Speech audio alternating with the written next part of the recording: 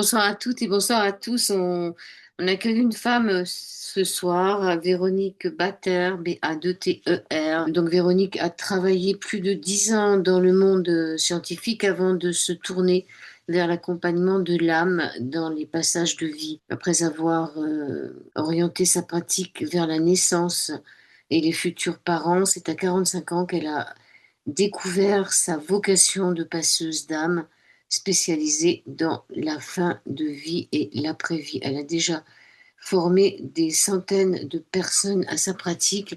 On l'accueille pour son livre Le guide du passeur d'âme, comprendre les passages de vie et accompagner l'âme lors de son grand départ au courrier du livre. Alors, qu'est-ce qui s'est passé? On va démarrer tout de suite dans votre prologue qui démarre fort le 26 février 1989. Qu'est-ce qui s'est passé?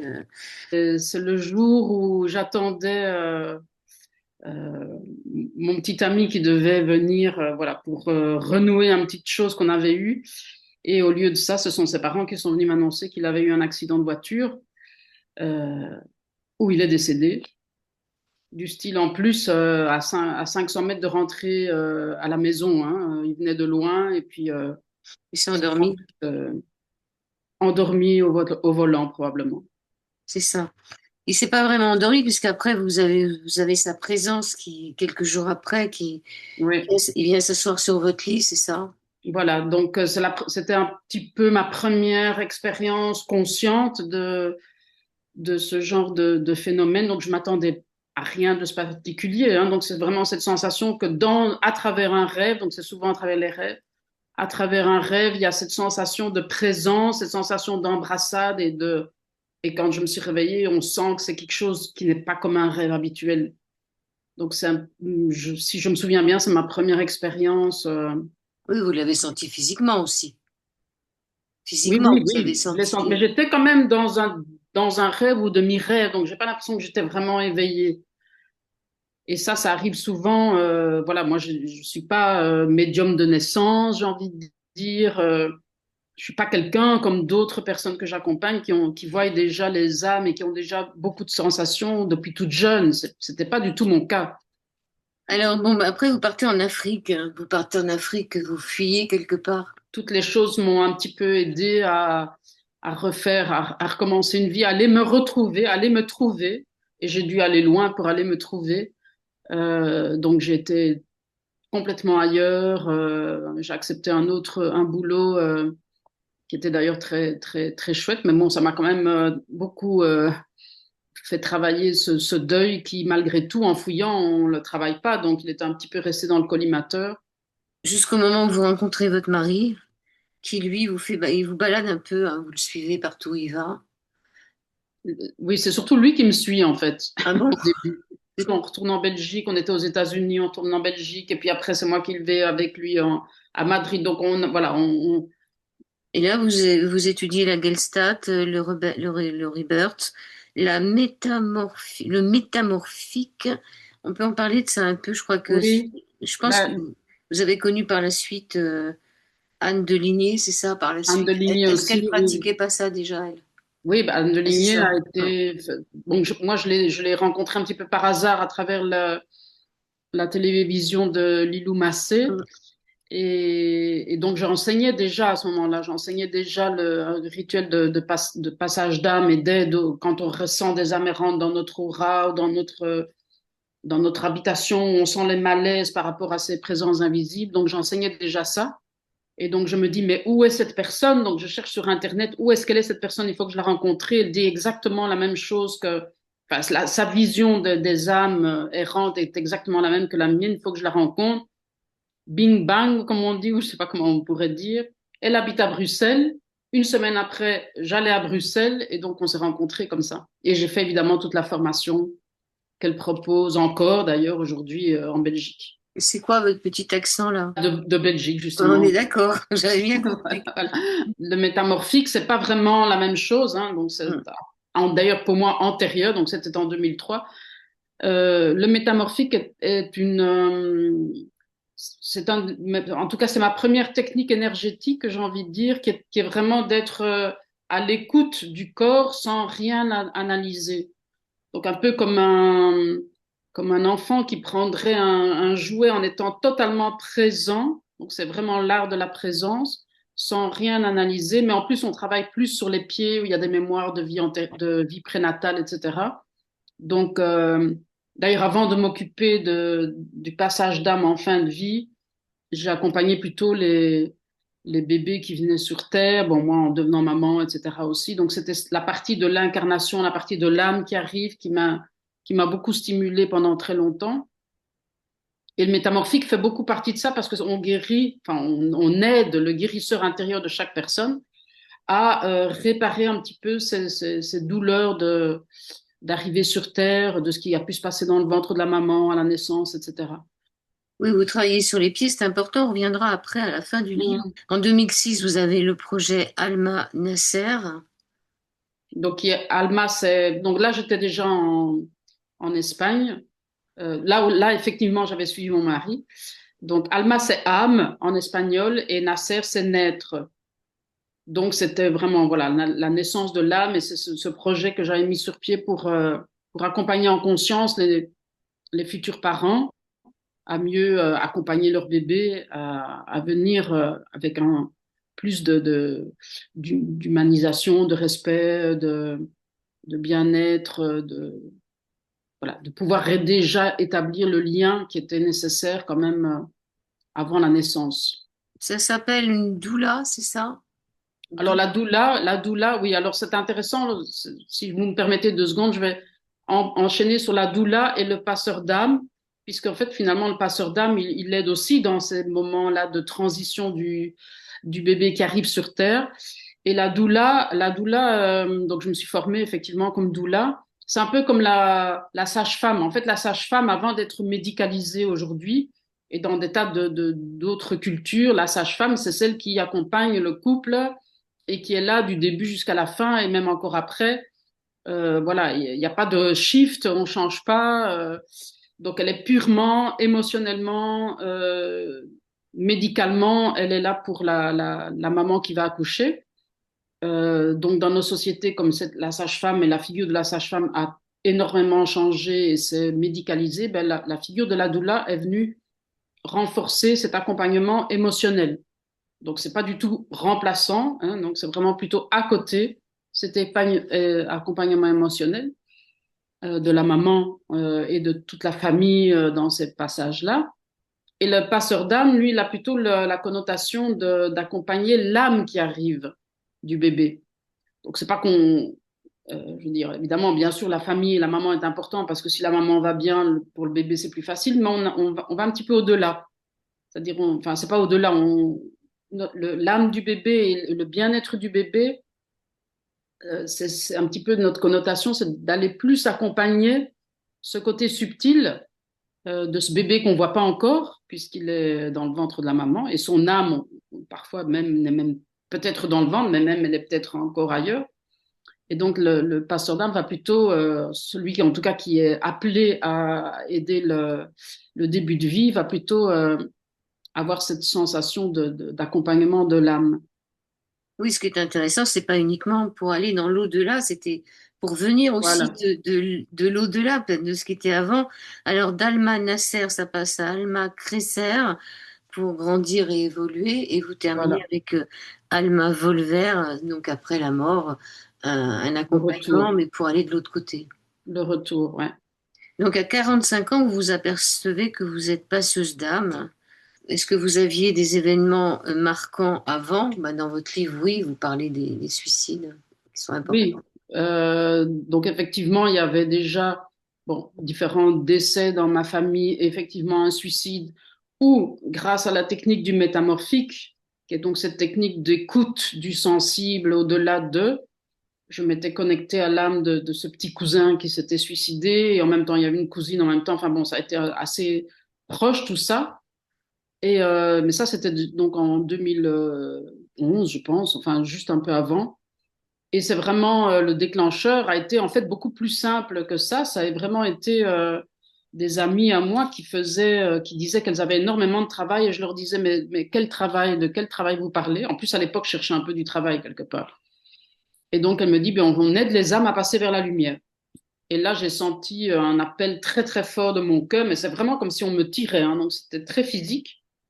Et je me suis dit, mais je veux ça, moi, il faut que vous m'enseigniez. Donc, quelques jours après, elle m'a enseigné, voilà, comment elle faisait. Et ensemble, on a d'ailleurs mis sur pied une formation. Alors, amener les âmes errantes vers la lumière, ça c'était plutôt pour les âmes errantes, c'est pas pour passer la mort. Oui, donc ça c'est plutôt pour les âmes errantes, c'est-à-dire les âmes qui sont restées accrochées ici sur Terre, qui souffrent ou qui sont un peu perdues, ou bien qui sont pas perdues, mais qui sont, je vais dire, pour résumer, hein, après on peut rentrer dans les détails, mais pas à l'endroit qui leur correspond, c'est-à-dire qui sont dans ce plan-ci alors que leur évolution passe par les plans spirituels. Et en fait, et après évidemment, je me suis formée avec la formation d'Anne de Ligné.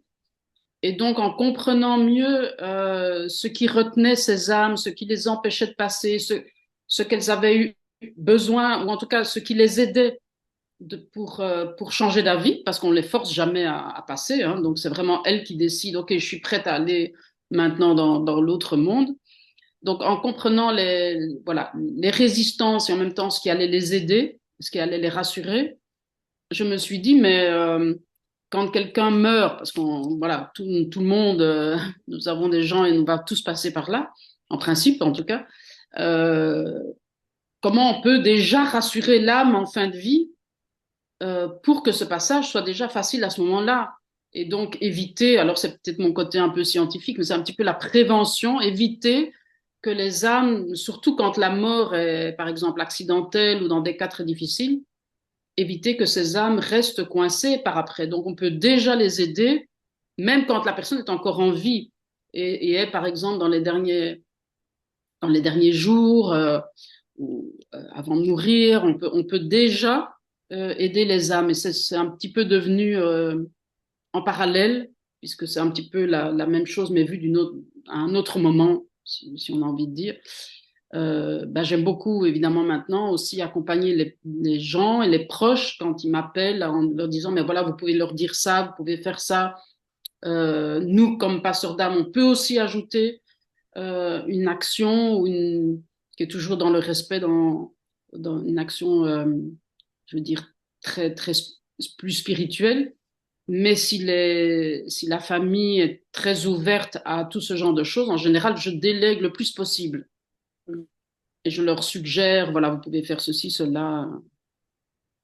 Vous avez lu aussi les livres, enfin au moins un livre de Marie-Lise Labonté sur les lectures des familles d'âmes, et Bien vous sûr. vous êtes rendu compte qu'au fil de votre vie, vous aviez travaillé sur le sida des femmes enceintes, ce qu'elles donnaient au fœtus. Donc Oui, déjà, c'était quelque part euh, déjà ouais. un avant-goût, hein. C'est-à-dire que c'est en lisant les livres, les deux livres de Marie-Lise Labonté, donc il y a l'accompagnement de l'âme et la famille d'âme, que j'ai d'ailleurs appris qu'il existait une famille de passeurs d'âme, parce que bon, moi je connaissais pas encore tout ça. Donc ça, c'était fin 2012, je pense, ou peut-être même 2013. Et en voyant qu'effectivement, le passage de l'âme, ben, c'était pas seulement la fin de vie, mais c'était aussi le début de vie. Et puis, tout à coup, en regardant en arrière dans ma vie, ben, je voyais un petit peu le fil rouge qui se dessinait en me disant, mais même quand je travaillais sur le sida, j'étais déjà, ben, d'ailleurs, le sida, c'est déjà une maladie aussi mortelle, donc c'est quand même la mort aussi. À l'époque, en tout cas, quand j'y travaillais, puisque c'était dans les débuts des années 90 les femmes enceintes. Puis quand je regardais un petit peu au fur et à mesure, c'est là où j'ai un petit peu vu ce fil rouge qui tenait un petit peu la route, en tout cas à ma perception, à moi, bien sûr. Oui, on va revenir un peu en arrière. Vous avez fait un travail de libération pour votre lignée. C'est-à-dire comment vous avez réussi à savoir ce qu'il fallait libérer dans votre lignée Alors après les moi, je sorties. travaille dans tout le travail que je fais depuis que j'ai appris les différentes techniques énergétiques. Je travaille toujours avec des êtres de lumière. Donc je me connecte aux êtres de lumière, je leur demande de m'accompagner, je leur demande de me guider.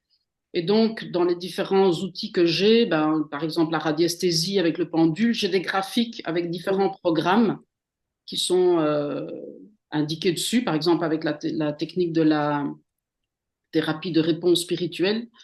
Et donc, il y a énormément de programmes dessus. Et donc, quand j'ai fait voilà, je peux pas dire que ce serait un peu, Vous les avez pas mis dans votre livre, très- ça, hein? C'est ouais, pas dans je votre suis pas livre. rentrée dans les détails, hein, Non, mais mais je veux dire, c'est pas dans votre livre, les d'accord, schémas. mais c'est comme ça que j'ai fait parce que vous me posez la Ouais, question. ouais. Donc, j'ai utilisé cette technique en connexion avec mes guides pour déprogrammer certains de ces programmes qui étaient un peu communs à la famille. Voilà. C'est pas pour ça, alors, en restant tout à fait humble, c'est pas pour ça que je nettoyais tout mon arbre généalogique. Hein. Donc, mais voilà. En tout cas, j'avais fait cette déprogrammation qui m'avait été demandée justement par l'âme de ma cousine. Je crois que c'était ça que j'ai mis dans le livre. Oui, alors vous avez pas mis dans votre livre des diagrammes. Par contre, il y a des Non, non, non. techniques de dégagement spirituel qui se trouvent en fin, qu'il faut scanner et ça nous permet de suivre une vidéo, c'est ça. Bon, c'est-à-dire qu'il y a plein de manières. Moi, ce que j'ai voulu faire dans le livre, c'est déjà donner déjà démystifier, rassurer les gens par rapport à tous ces domaines-là, leur donner des clés pour déjà pouvoir faire des choses très simples ou bien comprendre déjà leur chemin de vie, puis pouvoir faire des choses très simples et assez logiques. Je dis pas que c'est simple, ne veut pas dire facile, hein, mais voilà, pour leurs proches, et puis de donner quelques clés si les gens ressentent des présences. Même si je pense qu'aujourd'hui, tout le monde peut aider une âme errante à passer vers la lumière, parce que les plans sont assez fins, les voiles sont assez fins, donc tous ceux qui se sentent au niveau de leur cœur, ils n'ont pas besoin spécialement d'être passeurs d'âme pour le faire. Mais je pense aussi que pas toutes les techniques peuvent être expliquées dans un livre. Donc, j'ai donné des éléments de base pour déjà pouvoir faire quelque chose. Et les vraies techniques, je les explique. Hein. Donc, dégagement spirituel, j'explique un peu ce que c'est à travers l'hypnose, etc. Mais sur mon site ou dans le livre, on va pas avoir tous les détails. D'ailleurs, souvent, en fait, moi, dans mes formations, c'est plutôt donc, cette formation-là, c'est plutôt la formation d'Anne de Ligné au niveau du dégagement spirituel. Mais moi, je donne une formation un outil assez simple pour aider les amérantes qui sont, voilà, qu'on peut rencontrer dans le jour à jour, qui sont pas spécialement liées à nous, mais qui peuvent par hasard rentrer quand même dans notre champ énergétique et nous perturber au niveau physique, au niveau émotionnel, au niveau de nos pensées, tout ça, donc qui peuvent nous créer un malaise. Et donc là, donc c'est cette espèce de rituel que j'ai appris de mes amis là en Espagne, hein, Maria Amuros et Pilar Ribelles, et qui est vraiment efficace pour aider à peu près 80% des âmes qu'on rencontre et qui sont malgré tout dans le monde. Comme il y a beaucoup de gens, ben, il y a aussi beaucoup d'âmes, malheureusement, enfin malheureusement, heureusement. Vous dites parfois des personnes en formation me disent, je comprends pourquoi je suis là, je suis venue pour moi, car j'ai toujours eu tellement peur de la mort, je Mm. me sens rassurée maintenant. Voilà, il y a aussi ceux qui feraient, qui peut-être auraient des solutions ou auraient des réponses à leurs peurs en lisant Oui, le bien sûr, livre. bien sûr. Déjà comprendre qu'en fait c'est pas un changement brutal où on passe d'un état à un autre qui est complètement différent, ou bien peut-être des gens peuvent avoir peur de tomber dans le néant, ou voilà. Et quand on leur explique un petit peu plus ce qu'on sait à travers, à la fois à travers les âmes, à travers les gens qui font du channeling, à travers les différentes expériences que les gens ont un peu partout au niveau d'expériences de mort imminente, etc., etc. Et qu'on recondense tout ça, un petit peu ce que j'ai essayé de faire dans le livre avec des mots simples pour que tout type de public puisse le lire. Donc j'ai résumé des données où il y a d'autres livres d'ailleurs que je cite beaucoup à la fin si les gens veulent aller plus loin. Ben ça rassure effectivement, ça rassure. Oui, en plus, il est jamais trop tard pour se connecter avec le défunt, même après la mort. Ça, c'est intéressant. Pour ceux qui auraient des choses qui n'ont pas été dites, Voilà. ça, c'est Et important de ça, le dire. c'est ça qui, bon, moi, c'est vraiment mon grand leitmotiv, hein, mon slogan, il n'est jamais trop tard, parce qu'effectivement, si quelqu'un meurt par un accident, comme ça a été mon cas avec mon ami, ou un suicide ou autre, on a souvent l'impression qu'on a manqué quelque chose, ou même parfois la sensation que on peut être en partie même parfois responsable, hein, l'être humain, voilà. Et donc, comme l'âme reste vivante, en fait, je montre, enfin, je donne des petites astuces aux personnes, mais déjà savoir que les liens ou la manière dont nous pouvons être en interaction avec l'âme de nos proches, quel que soit le moment, est toujours possible, même s'il y a, et je pense que je parle d'ailleurs de l'exemple du contact avec mon père, 30 ans après son décès. Euh, voilà, donc y a- tout est toujours là, quelque part. Oui, puis des fois, on peut se dire qu'on n'a pas été à la hauteur, hein, donc il y Oui, a... oui, bien sûr. Donc Mm. là, il y a parfois de la culpabilité qui vient dans l'expérience de deuil, hein. Donc c'est Alors, qu'est-ce que évidemment... l'âme? Qu'est-ce que l'âme? Pythagore, 6e siècle avant Jésus-Christ, disait que c'est une parcelle de Dieu. Chaque âme dispose d'une lumière inextinguible, comparable seulement à celle des étoiles. J'adore cette Mhm. phrase. C'est vrai qu'on est des poussières d'étoiles et Oui, oui. on- bon, vous avez un chapitre sur l'âme, la personnalité, l'ego, sur l'âme et la conscience avant la naissance, Mm. et sur l'âme et la conscience après la mort. Et vous dites qu'en Égypte ancienne, la mort, le mot mort n'existe pas. Oui, oui, c'est ce que j'ai appris dans mon voyage. J'ai fait un voyage en Égypte en mars dernier. Et donc, j'ai été interpellée par ça, effectivement, parce qu'en fait, bon, c'est pas que vous le savez, ce sont des hiéroglyphes, hein, je parle de l'Égypte ancienne. Et donc, il y a pas de symbole qui veut vraiment dire mort, c'est plutôt passage, c'est plutôt transition. Mm.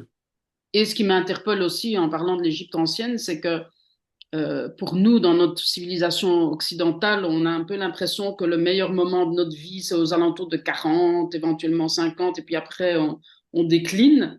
Mais dans l'Égypte ancienne, c'est vraiment, j'ai l'impression que enfin, je ne sais pas si tout le monde, mais en tout cas, les pharaons, en tout cas, ou les rois, ou les personnes, il y a cette envie de vivre et le point, la mort, si tu veux, le passage final est un point culminant. Et c'est assez impressionnant parce que nous, on a un petit peu l'impression qu'on doit passer par, que le point culminant est à 40 ans et qu'on décline après. Ce qui est triste quelque Quand part. vous vous posez la question de savoir s'il y a un monde des âmes, il y a des exercices à la rencontre de notre âme et des Mm. pratiques guidées, hein, ça il faut chercher en fin de livre. Et avec le QR code, Mm. j'ai enregistré quelques audios pour que la personne puisse le faire en écoutant à l'aise. Quels seraient les objectifs de notre incarnation? Alors, bon, il y a plusieurs objectifs et en gros, donc ça c'est plutôt l'enseignement de Sophie Getschmete, que je cite aussi d'ailleurs dans le livre. Donc il y a évidemment plusieurs objectifs, mais ce qui est important de savoir, c'est que notre vie a un sens.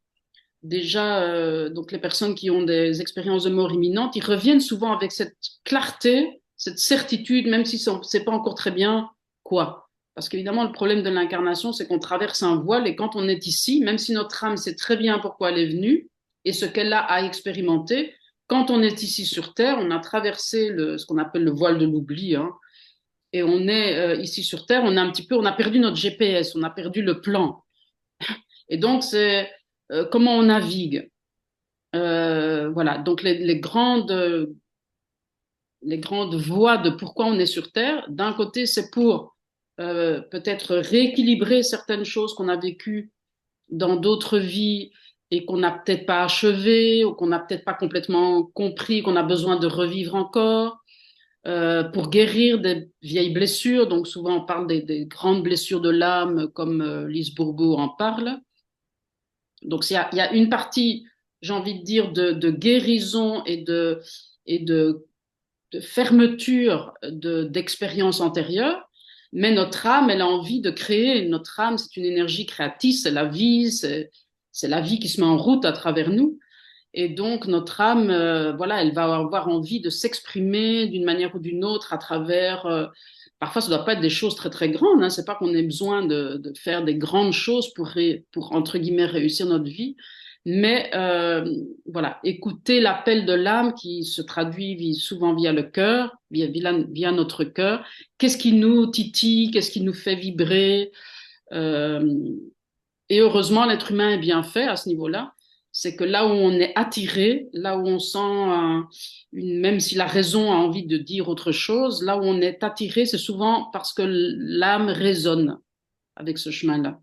J'ai bien aimé ce mot clarté que vous avez donné tout à l'heure, Mm, parce que c'est vraiment, les gens disent qu'il y en a beaucoup qui disent qu'on passe dans la lumière, mais en vérité, c'est la clarté qui est de l'autre côté, parce que tout est clair, voilà. J'ai beaucoup aimé ce mot clarté que vous avez utilisé. mm. C'est aussi, donc c'est guérir nos blessures, c'est réparer, c'est intégrer. C'est ce que notre âme veut offrir au monde, même si on a choisi une incarnation difficile. Tout à Parce que fait, voilà, tout il à y en a fait. qui disent, mais attends, qu'est-ce que c'est que ce truc? T'as vu la vie que j'ai? Ouais, J'aurais pas choisi cette vie-là. ouais. Et dans d'autres, Et ça c'est voilà. important parce que euh, comprendre que tout a un sens. Pour moi, tout a un sens, même si on ne le sait pas. Déjà, le fait de savoir que même si c'est difficile, même si j'ai vécu des choses horribles, et il y en a hein, des choses horribles dans le monde, on le voit tout le temps, tous les jours.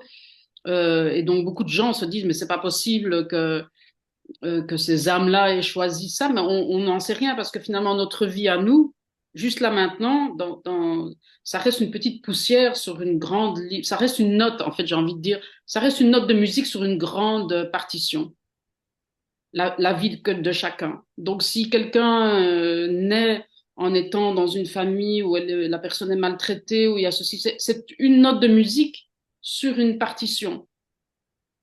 Et on ne sait pas quel est le sens de cette note de musique dans cette grande symphonie, mais elle a un sens. Et quand on sait que ça a un sens, en tout cas moi personnellement, je ne sais pas si tout le monde est comme moi, si je suis, quand je sais que ça a un sens, même si rationnellement j'ai pas encore trouvé, ben, ça me rassure moi personnellement. J'ai l'impression de pas vivre à l'aveuglette ou j'ai l'impression que même si on vit des choses très difficiles. Donc, toutes ces personnes qui sont là dans la guerre, par exemple, et qui meurent à ces moments-là, eh bien, il peut y avoir un sens, peut-être pour elles directement, mais aussi pour l'humanité, pour faire évoluer l'humanité. D'ailleurs, cette famille d'âmes dont parle Marie-Lise Labonté, des éveilleurs de conscience, qui sont des âmes qui choisissent de se, entre guillemets, sacrifier pour réveiller l'humanité et ouvrir leur conscience. Oui, Donc, sans que ce soit toute l'humanité, ça peut être aussi simplement s'incarner dans une famille difficile pour aider les gens. bien sûr, et parfois ça peut être, d'ailleurs, si on parle de la fin de vie, l'information que je commence à recevoir au niveau, par exemple, des personnes avec l'Alzheimer, on se dirait, mais bon là, si leur âme est déjà à moitié de l'autre côté, pourquoi elle reste encore ici? Et souvent, c'est pour faire travailler justement l'entourage. L'entourage a quelque chose à apprendre de cette expérience aussi, d'accompagnement de quelqu'un dans un état qui est quand même pas facile à vivre quand on est dans l'entourage. Ouais. Faire son chemin d'évolution à travers cet accompagnement d'un cas compliqué quand même. Alors, découvrir notre scénario de naissance, comprendre comment s'est passée notre arrivée sur Terre, nous aidera à mieux comprendre notre relation à la vie et ainsi à faire de nouveaux choix. L'importance de l'arrivée sur Terre. Oui, oui. Parce qu'on pense, voilà, évidemment, dans notre société, on voit la mort comme quelque chose qu'on essaie d'éviter à tout prix. On voit la naissance comme quelque chose de très beau. Mais en fait, pour l'âme, venir sur Terre, c'est pas si simple que ça. Parce que notre âme, qui connaît un petit peu les autres vies qu'elle a vécues, elle sait que voilà, qu'elle va devoir traverser le voile de l'oubli. Elle aura perdu elle est plus avec ses guides. Elle est plus dans peut-être dans cet environnement plus cocoon. Elle sait qu'elle va devoir traverser des choses difficiles. Par exemple, quelqu'un qui se suicidait dans une vie va souvent devoir retraverser les mêmes expériences difficiles et cette fois-ci réussir à passer de l'autre côté sans se donner la mort. Voilà, ce sont des exemples, hein. Donc l'âme, quand elle arrive sur Terre, ben, c'est pas toujours hyper avec beaucoup d'enthousiasme, mais par contre, ce qui est assez, en tout cas, les investigations qui se font à ce sujet, dont je parle d'ailleurs aussi dans le livre, ce qui est assez clair, c'est que l'âme sait que c'est juste pour elle de venir. Mais c'est pas de gaieté de cœur toujours, en tout cas. Ouais, c'est ça qui est embêtant. Des fois, on est obligé de redescendre, on est obligé. Qu'est-ce que c'est que cette histoire-là? On n'a pas vraiment un libre arbitre, hein. Alors, comment En être... tout cas, on le sent comme ça, oui, c'est vrai. Une Ben fois non, qu'on est ici, on le sent vraiment comme ça. oui, on nous pousse un peu aux fesses. Alors, euh, comment accompagner un bébé et son âme dans la venue au monde? Oui, donc moi je dis toujours à la maman, voilà, parce qu'une maman, elle va vivre en 9 mois et même au-delà, elle va vivre plein de choses, plein d'émotions différentes. En 9 mois, il se passe des tas d'histoires. Et donc, quelque part, le bébé, lui, il apprend en étant dans le ventre de sa mère, il apprend les différentes émotions de l'être humain pour comprendre comment on fonctionne une fois qu'on est à l'extérieur. Mais on peut quand même lui faciliter la tâche, c'est-à-dire que si la mère vit des choses très, très difficiles ou des moments très durs, elle peut expliquer à son bébé, voilà, il se passe ça, ou euh, tout ce qui, par exemple, je prends mon cas, hein, moi, ma maman, ça c'est pas dans le livre non plus, mais voilà, petit cadeau. Ma maman, par exemple, elle a appris quand elle était enceinte de 7 mois que sa propre maman avait le cancer du sein. Et ma mère est tombée évanouie avec ça. Alors, j'ai un peu travaillé dessus, mais bon, j'ai pas spécialement conscience vraiment les souvenirs de ça. Mais dans ce genre de cas, par exemple, la maman peut expliquer à l'enfant, voilà, il se passe ceci, ceci, cela.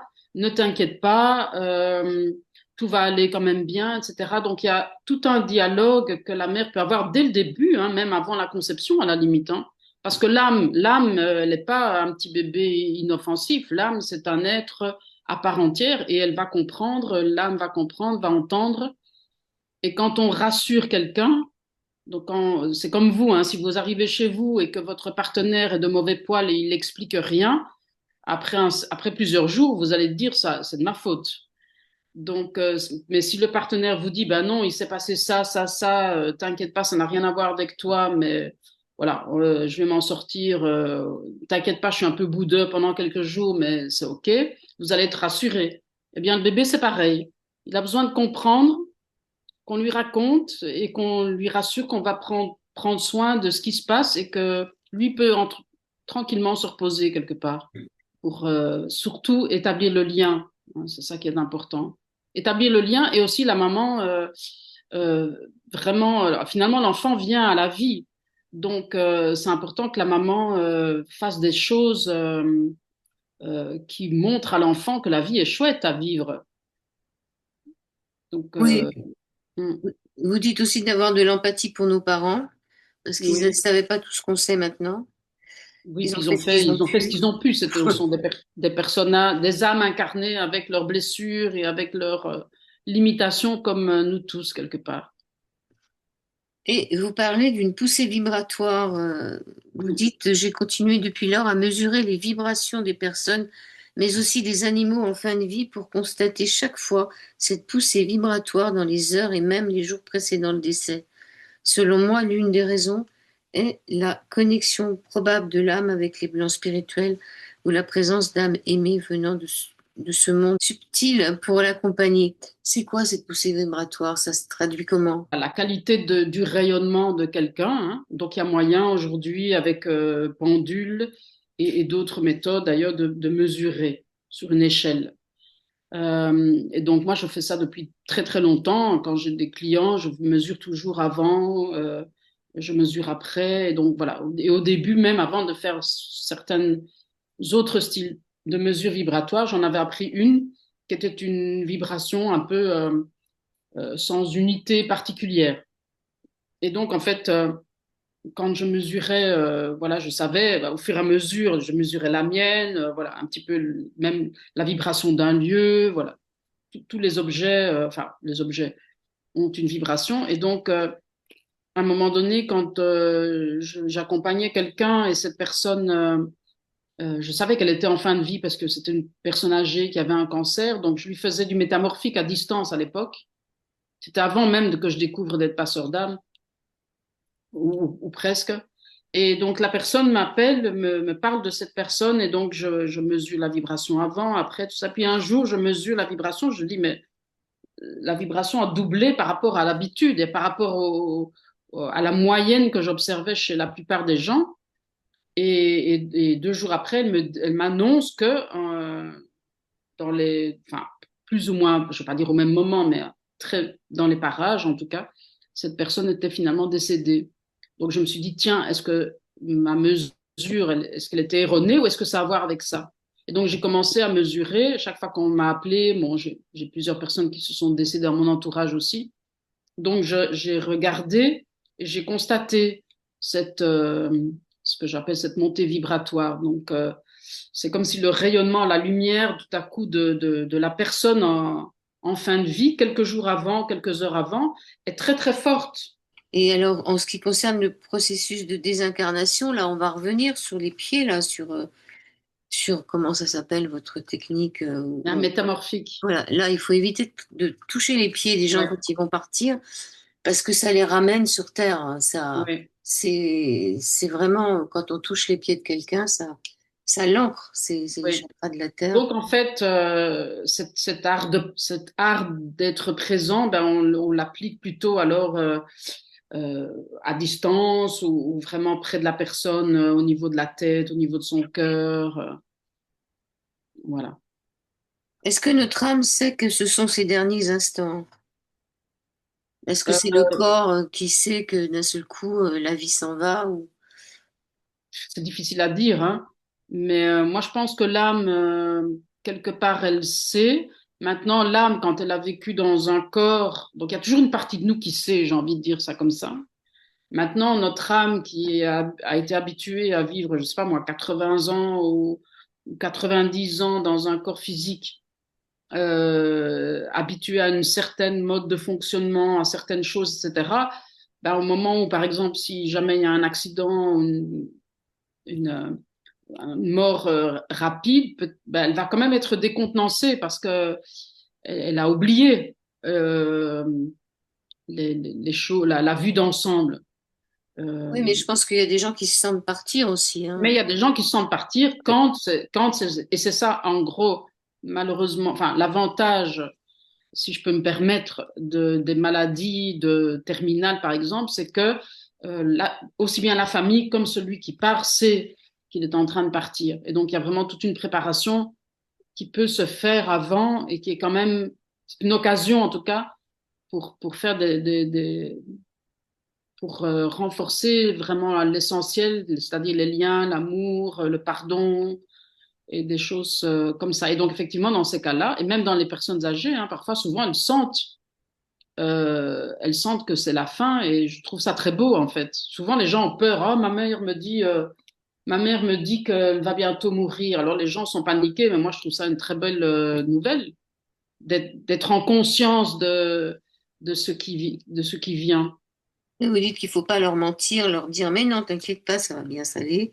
Voilà. Ne pas leur mentir, alors est-ce que le suicide peut-être est inscrit dans un contrat d'âme? Les réponses que j'ai reçues à ce niveau-là, donc, parce que moi, évidemment, quand j'écris mon livre, euh, je parle en jeu, mais je m'inspire de plein d'autres personnes et lectures duquel j'ai appris, hein. Et donc, par exemple, pour cette question-là, c'est plutôt le suicide n'est jamais un contrat en soi, en fait. Aucune âme ne vient pour se suicider, mais par contre, on sait qu'il y a le risque.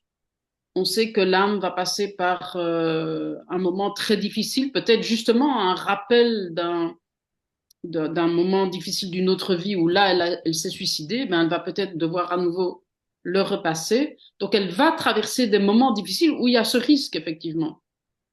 Mais c'est jamais d'office inscrit, puisqu'on a quand même le libre arbitre, c'est jamais d'office inscrit que voilà, cette âme va se suicider. Donc, ça reste en rupture de contrat quelque part. Et alors, moi, ce que je dis souvent, quand je dois traiter avec une âme qui vient de se suicider, c'est surtout ne vous sentez-vous pas, il n'est pas nécessaire d'ajouter, même si c'est parfois un peu inévitable, la culpabilité ou vous sentir mal par rapport à cet acte que vous venez de faire, parce que on a tous vécu de tout, et je suis certaine que dans toutes nos histoires d'âme, comme j'ai dit, hein, dans toute notre symphonie, ben, il y a plein de vies où on n'a pas su faire autrement que nous, par désespoir ou parce qu'on avait pris quelque chose de trop lourd à travailler dans cette vie-ci et qu'on s'est dit non, là, j'en peux plus, je pars. Donc c'est OK, voilà, c'est pas, il n'y a pas un juge qui va nous, euh, Mais il y a ceux qui restent quand même, hein. ah, pour ceux qui restent, c'est pas facile, ça c'est Non, clair. mais si l'âme voit ceux qui restent, elle peut Ah ben s'en vouloir. c'est pour ça Mm, qu'en général elle souffre d'autant plus. mm. C'est pour ça que souvent je dis surtout, c'est pas n'allez pas par là parce que d'abord vous n'allez pas enlever vos douleurs puisque les douleurs partent avec vous. Et puis, enfin en tout cas les douleurs émotionnelles, le désespoir. Et puis en plus, vous allez voir votre famille qui souffre aussi, donc ça rajoute une couche de culpabilité. Mais notre but, nous, en tant que passeurs d'âme, c'est d'aider l'âme à ne pas rester coincée là. Oui, alors en cas d'IVG, par contre, est-ce que l'enfant, il s'avère qu'il allait pas, que la grossesse allait pas aller jusqu'à la fin? Alors là aussi, il y a différentes visions, hein. Ce sont toujours des lectures évidemment partielles, hein. La grande vérité, je crois que c'est difficile à savoir. Mais dans les lectures partielles, je cite par exemple le livre d'Edmé Gaubert, si je dis bien son nom là, qui parle de fœtus qui, quelque part, ont envie d'un petit peu expérimenter l'incarnation, mais ils n'ont pas envie de rester. Mais ça, c'est des Ils fausses ont une couches, autre. c'est des fausses couches qui viennent pas de la Oui, mer. mais en même temps, parfois, ils choisissent justement une famille où ils savent que, en venant là, il y aura un avortement, c'est-à-dire une fin programmée, parce qu'ils veulent s'assurer euh, que ils ont une échappatoire quelque part. Donc ça, voilà, c'est une lecture. Maintenant, il est possible aussi, bien sûr, que l'âme vienne retravailler à travers cette expérience une blessure de rejet qu'elle va devoir peut-être retravailler encore dans une autre incarnation après. Donc, il y a toujours plusieurs manières de voir les choses. Alors, dans le chapitre Accompagner nos proches en fin de vie, on dit que les vivants ferment les yeux des morts et que les morts ouvrent les yeux des vivants. C'est vrai, parce que quand quelqu'un meurt, finalement, ça nous ouvre les yeux sur beaucoup de choses, hein. Oui, et souvent, ça nous ouvre le cœur aussi.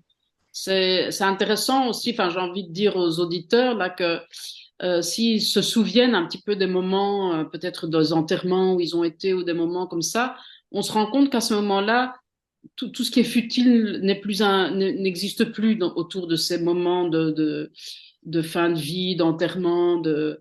Il y a quelque chose d'assez sacré qui se passe quand même et qui fait on est branché sur l'essentiel. Et donc là, l'essentiel, c'est qui j'ai aimé, j'ai envie d'honorer cette personne, de la remercier, ou peut-être l'essentiel, c'est aussi, ben, cette personne, j'ai souffert malgré tout, donc c'est comme si tout à coup l'existence de cette personne se résume à quelque chose et on le partage avec nos proches.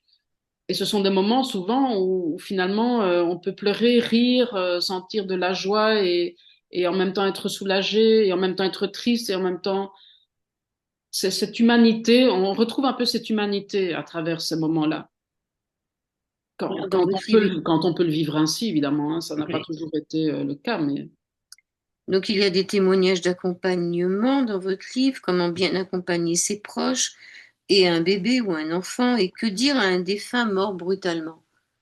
oui, donc là, la partie de la mort brutale a cette caractéristique. Alors, je dis pas que c'est toujours comme ça, mais il y a quand même cette caractéristique où l'âme quelque part ne s'y attendait pas. L'âme incarnée, donc le personnage, et une fois que donc Comment on peut le savoir, ça? qu'elle ne s'y attendait pas. Ouais. C'est pas parce que c'est une mort violente qu'elle s'y attendait pas. Ben, c'est-à-dire que nous, déjà, on s'y attend pas quand c'est un accident, un arrêt cardiaque, une mort en milieu d'une intervention chirurgicale, une mort, Un même un accident. coma qui, tout à coup, la personne meurt, accidentellement non prévu, quelques jours après. Donc, il y a ce côté où la partie de nous incarnée qui vit sur Terre ne s'y attend pas quelque part. Mm. Et donc, comme en plus, on n'a pas été vraiment éduqué à ce que c'est la mort et qu'on s'attend, l'âme, en fait, elle reste entière après.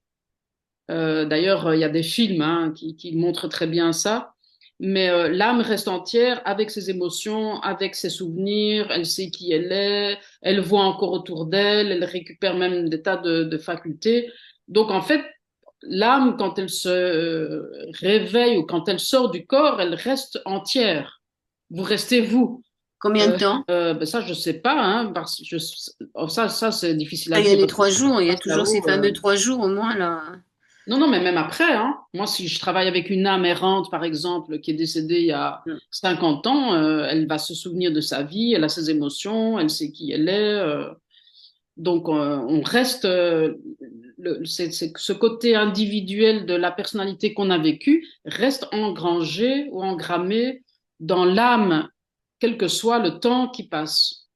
Donc on Donc, peut toujours communiquer voilà, avec son arrière-grand-père qui est mort il y a tout à 50 fait, ans. tout Ok. à fait. Et on peut toujours aller aider un ancêtre qui a encore une culpabilité parce qu'au XVIIIe siècle, il s'est passé ceci et cela. Ok. Complètement.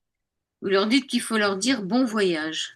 Ce qui arrive parfois aussi malgré tout, c'est que la famille retient celui qui s'en va, surtout si c'est des morts de jeunes, à mon ami par exemple, dans son accident de voiture. Bon, j'avoue que à ce moment-là, je connaissais pas tout ça, mais la famille a hyper bien réagi, même vis-à-vis de moi, parce que j'aurais pu être un petit peu responsable vu qu'on avait rompu quelques jours avant. Donc ça, c'est pas mis non plus dans le livre, donc c'est une petite parenthèse. Mais donc la famille peut parfois vraiment refuser le départ du proche et vraiment le retenir, ou par exemple le retenir en disant viens m'aider ou ne t'en va pas, ou voilà. Et donc on peut, c'est là aussi où on peut vivre ce qu'on pourrait croire être bizarre, c'est vivre à la fois la douleur, le chagrin et en même temps souhaiter bon voyage. Donc vraiment inviter à l'âme à continuer son voyage. Après, l'âme, elle a le choix. Donc l'âme, elle peut très bien vraiment décider de continuer son voyage. Elle peut rester dans des plans intermédiaires où elle reste quand même proche de la personne qui est restée sur Terre, tout en sans être une âme perdue, j'ai envie de dire, hein, donc vraiment un petit peu entre deux. Il faut dire que le monde au-delà de ce monde physique ici, il est infini, donc il y a des tas de possibilités. Ce qui nous importe à nous, les passeurs d'âme, c'est en tout cas euh, de, d'aider l'âme si on sent que l'âme n'est pas en paix, est prise par des choses très lourdes. Là, on Comment fait savoir justement si l'être cher va bien? Comment le savoir? voilà. Donc moi, j'invite, alors c'est toujours, tout ça, c'est pas une science exacte, hein, mais j'invite quand même les gens à se centrer sur leur cœur et à penser voilà, et à peut-être demander à leur guide de les aider à faire ça, mais à penser à leur proche qui vient de mourir ou qui est mort il y a un certain temps et ressentir, tiens, dans mon cœur, qu'est-ce que je sens? Est-ce que je sens une certaine mélancolie? Est-ce que je sens de la paix? Est-ce que je sens de la joie? Et je vois que quand je guide un petit peu les gens à faire ça, il y a quand même des réponses qui sont assez claires. Alors, dans un doute, il y a toujours évidemment nous, par exemple, enfin moi en tout cas, hein, je ne vais pas dire que tous les passeurs d'âme travaillent comme moi, mais je demande à mes guides de se connecter, de voir si tout va bien. Alors tout va bien, pour moi, ça veut dire l'âme est plus ou moins en paix, ou en tout cas accepte la situation, est avec ses guides et est en train de, voilà, n'est pas coincé ou n'est pas, euh, voilà, est en chemin. Voilà, c'est ça que je veux dire. Vous dites qu'un deuil simple, c'est-à-dire normal, peut prendre jusqu'à 5 ans et qu'on vit entre 200 et 250 petits et grands deuils au cours de sa vie. Hein, ça peut être perdre sa vie professionnelle, enfin, il y a plein de Oui, deuils. plein, même un enfant qui perd son doudou, c'est un deuil déjà, hein. Mm, ouais. Le nouveau-né est souvent désorienté, mais le nouveau mort l'est aussi, peut l'être aussi. C'est Anneau Desjardins qui disait ça. Donc, qu'est-ce que c'est qu'un PA, comme vous dites, c'est-à-dire un passeur d'âme? Qu'est-ce que c'est au juste un passeur d'âme? Oui, donc le passeur d'âme, ben, il y en a dans le monde spirituel, bien sûr. Donc c'est, si on veut, notre âme ou notre présence, qu'on soit incarné ici ou qu'on soit de l'autre côté, euh, on a cette facilité que quand quelqu'un doit faire une transition ou un changement important, ben, le passeur d'âme va savoir d'une manière ou d'une autre, ou même sans rien dire, hein. Parfois, les gens sont rassurés pour faire ce passage, pour faire cette transition. Donc ça peut être, il peut y avoir des passeurs d'âme, par exemple, dans toutes les transitions de la vie, pas spécialement dans la naissance et dans la mort, mais dans les transitions comme passer de l'enfance à l'adolescence, donc au sein des professeurs. Il peut y avoir même de la femme fertile à la ménopause, enfin tous les grands changements, de changement de travail, le passage du burn-out, comment se récupérer d'une maladie. Voilà, donc c'est pour ça qu'aujourd'hui, je pense qu'il y a énormément de passeurs d'âme et c'est d'ailleurs de plus en plus, enfin, je sais pas si ça, je peux dire à la mode, mais enfin, il y a quand même beaucoup, on en parle de plus en plus, parce que le monde lui-même est en transition. Donc le Mm. monde, l'ancien est en train de mourir, on ne sait pas très bien encore le nouveau, là, voilà, on est un petit peu co-responsable de co-créer le nouveau, mais cette grande transition qui fait que souvent que, enfin, si on reprend à une échelle plus humaine, les changements, l'être humain en général, il a peur du changement. Euh, donc, c'est déjà le plus grand changement qu'il a vécu, c'est la naissance, et souvent la naissance n'a pas spécialement été super agréable. Donc l'être humain, sortir de sa zone de confort, c'est compliqué. Et donc quand on a quelqu'un, et donc ça peut être bien sûr la main d'un ami qui aide à juste par sa présence à faire cette transition. Et parfois, voilà. Nous, les passeurs d'âme, en général, d'après ce que dit en tout cas Marie-Lise Labonté, on a plus d'accès avec le monde subtil. Ouais, les plus connus, c'est quand même Anubis, Osiris, Hermès ou Mercure, Charon.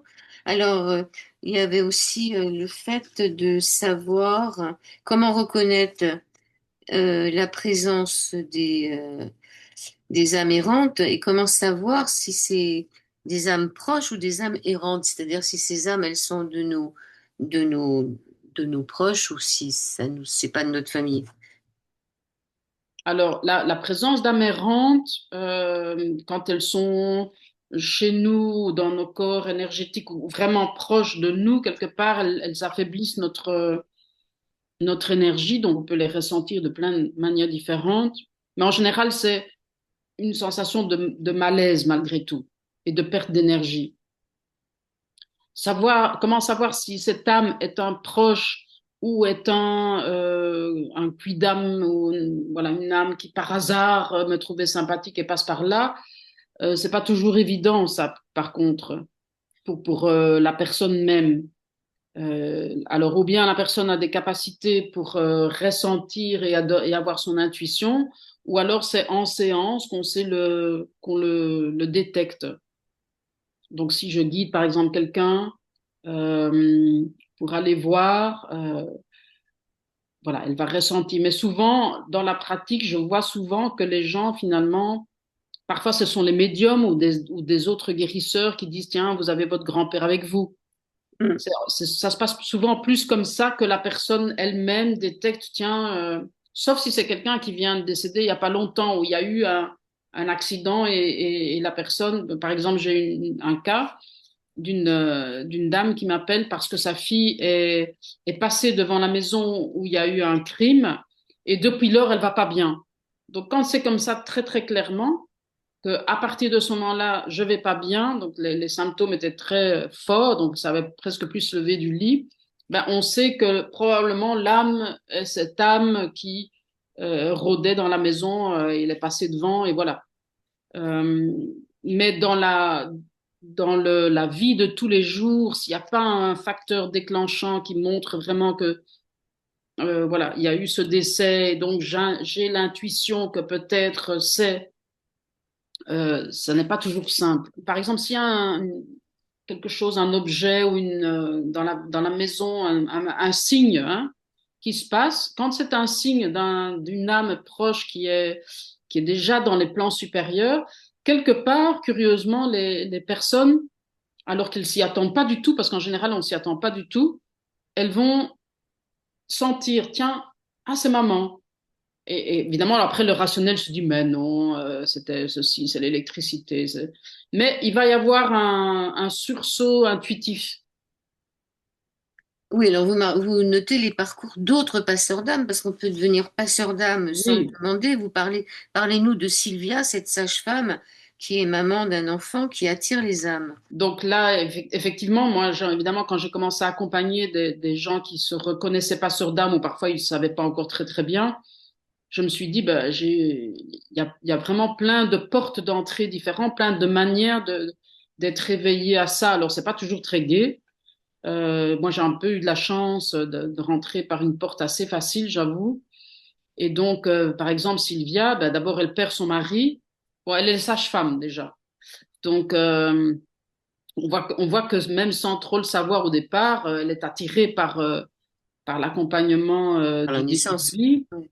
Puis elle perd son mari et puis son fils très très jeune capte, c'est déjà, il parle déjà à 1 an et demi de la mort, donc une âme très éveillée. Et donc elle est mise à contribution dès le départ à aider vraiment voilà, les âmes qui passent sur son enfant et qui finalement aussi qu'elle voit autour d'elle petit à petit. Oui, Donc il y a parce quand qu'on peut même... devenir passeur d'âme sans le vouloir. Alors, quelle est la Ah différence entre oui, un passeur d'âme et un médium? donc effectivement, enfin, pour répondre à la première question, on peut oui, être passeur d'âme, c'est pas spécialement un chemin tranquille. Et moi, je dis souvent qu'il vaut mieux ne pas résister à l'appel de notre âme parce que sinon, on souffre un peu plus longtemps. Donc, c'est mieux d'apprendre à comment gérer ça plutôt que de résister si c'est notre mission, entre guillemets. Euh, alors, pour moi, le médium, il y a plein d'ailleurs, j'ai dans mes accompagnements, j'ai pas mal de médiums qui viennent aussi. Je crois que c'est surtout, fondamentalement, peut-être qu'ils font même partie de la même famille. En fait, c'est pas tellement ça qui est important, mais je pense que fondamentalement, l'objectif est différent. Donc, il peut y avoir des médiums. Alors, je dis, il peut y avoir parce que c'est jamais blanc ou noir. Souvent, le médium, il capte les messages de proches pour les retransmettre à leurs clients. Hein, donc, les clients viennent voir un médium pour être rassurés par rapport aux proches qui sont passés de l'autre côté. Et le passeur d'âme, nous, je ne veux pas dire qu'on n'est pas intéressé par ceux qui sont déjà dans le monde spirituel, mais ce qui nous intéresse plus, c'est d'aider ceux qui n'y sont pas encore. Oui, Et puis on n'est pas là pour retransmettre des messages aux, aux personnes qui nous contactent. bah, des fois, c'est eux qui envoient des messages sans qu'on leur demande quoi que ce soit. Oui, bien sûr, bien sûr. Et Et là, c'est, parfois, et là, c'est, en séance, bon, moi, ça m'arrive de recevoir des messages ou ça m'arrive de... Mais c'est pas le but premier. Le but premier, on est vraiment là pour nous assurer que l'âme suit bien son voyage. bon, en tous les cas, l'importance, vous le dites dans votre livre, c'est quand même de se protéger, hein, c'est de faire attention à soi quand même. Oui, alors, la protection est très... Enfin, c'est important d'en parler parce que la plupart des gens, évidemment, veulent savoir, bon, comment je peux faire, vu que c'est pas une énergie très agréable à sentir quand elles viennent à nous, les amérantes ou d'autres styles d'entités. Donc, c'est important de comprendre qu'en fait, la meilleure protection qu'on a, c'est l'augmentation de notre vibration, c'est notre rayonnement. Et donc, c'est pas en ayant peur, justement, on fait l'inverse. Quand on a peur de quelque chose, on diminue, on se rétracte, on se renferme, et donc on attire plus facilement des énergies basses, puisqu'en fait, on s'éteint quelque part. On se diminue. Parce qu'en fait, j'explique que la protection la plus importante que nous avons, qui est naturelle, hein, qui est d'office, c'est notre aura, c'est ce champ énergétique tout autour de nous et que quand on a peur, il se rétrécit, et que quand on est dans la gratitude, par exemple, ou dans l'amour, ou dans l'envie de donner qui on est, et nourrir des belles pensées, ben ça augmente. Cette aura, c'est un petit peu comme l'atmosphère autour de la Terre. Donc, elle est capable de dissoudre les petites météorites de l'extérieur, mais en même temps, tout un chacun, à un moment donné ou un autre, peut être visité par une âme errante. Ça arrive, honnêtement, je pense, à presque tout le monde. C'est pas si grave.